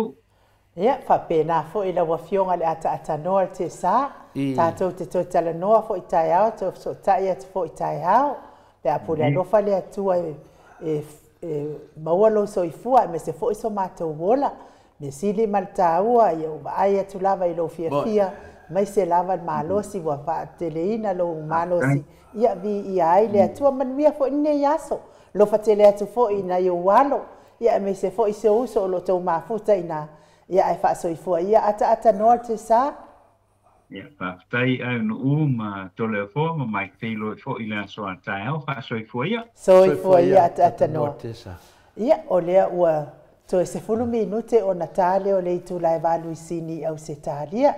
Mo li lava fa malo mal fa aptaitele lava ile malo so tata watunu to le fo.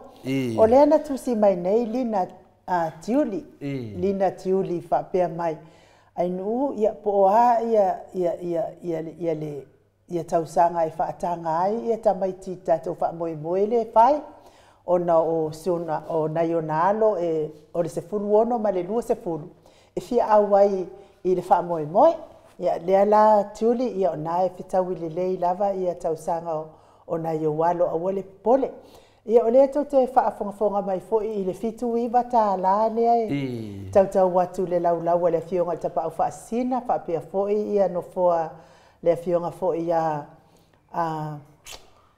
ia toa lima tuala tā malelangi ia o le i le tai fitu iwa tā la lea iai ia mo le sila fia fo i le malo le atunu ina ne i whaafsiringia po le ale fitu iwa tā la le fitu iwa tā la lea ia ono foa nao tamaiti no foana o tamaiti e a mata atu i le tolu tausanga i se fululua tausanga i lalo ia fitu iwa tala ia se i mato e ola e totongi le tatou peimeni lona lua i se asolva i asonde ma toi fesili iai whakaika ingala tole a fo teipo whamolipe whaasa o mai a whafonga mai le mala le tunu ua le kaiko se furu teipo plus loa i le ngofoa le kasi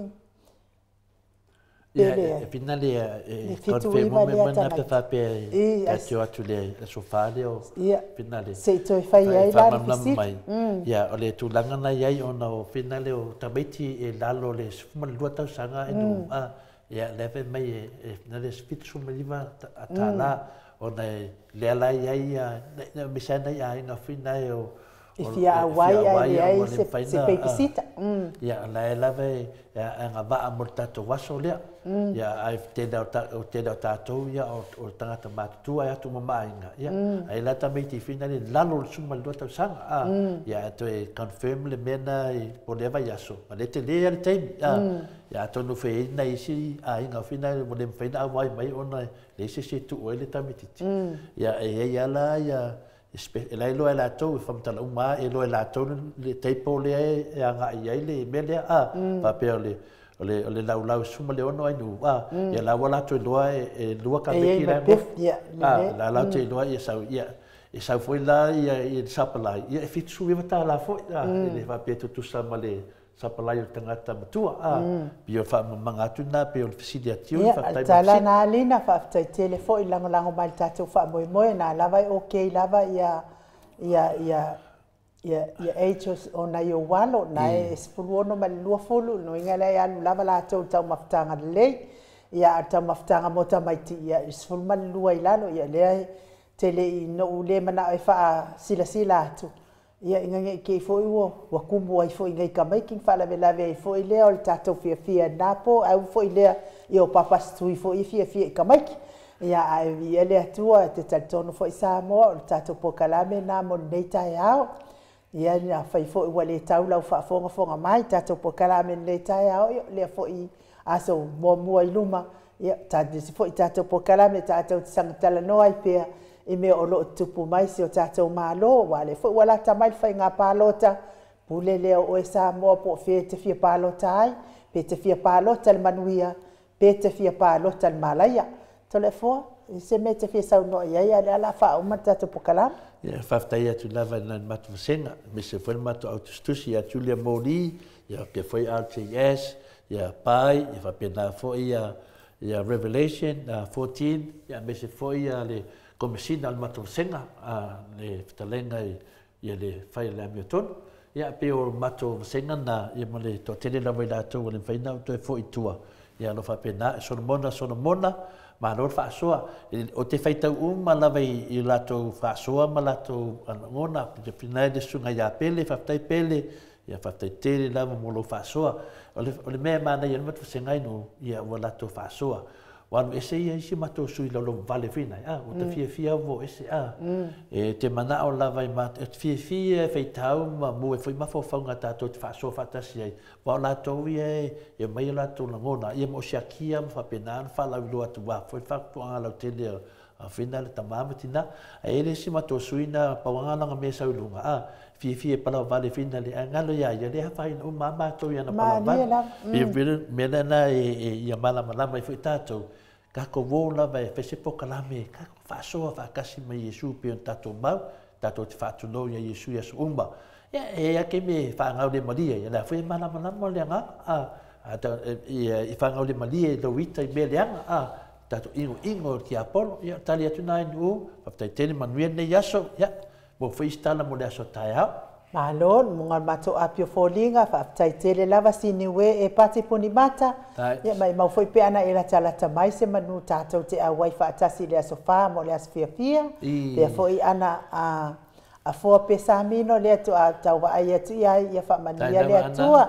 Pea foi a leo lua ia li ilio la fitanga tuinga mala whaaftai. Ia me se foi a uso ia tui whaasina sa Samoa, Filipi, Pauli. Tau sili oto. Sa kene kaua wai se sa. O famaongi el kako fengai ya.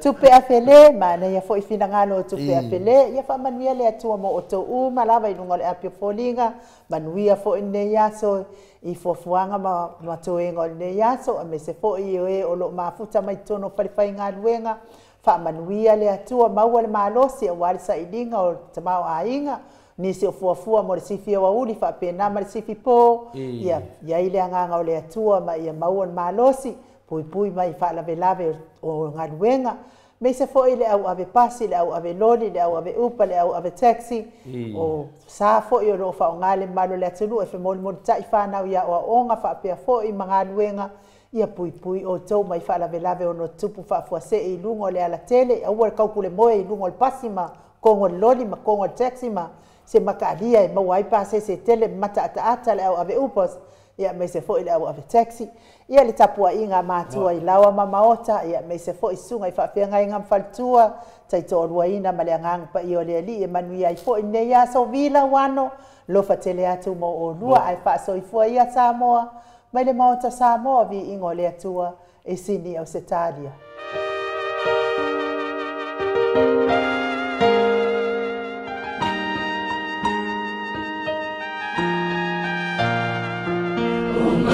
So mai, io fina let's all let's all e o matzo, e o la mana, e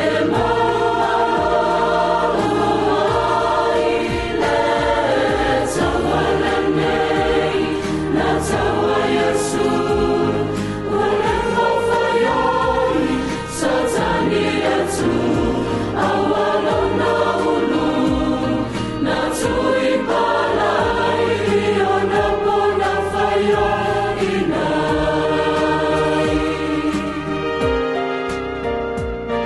It's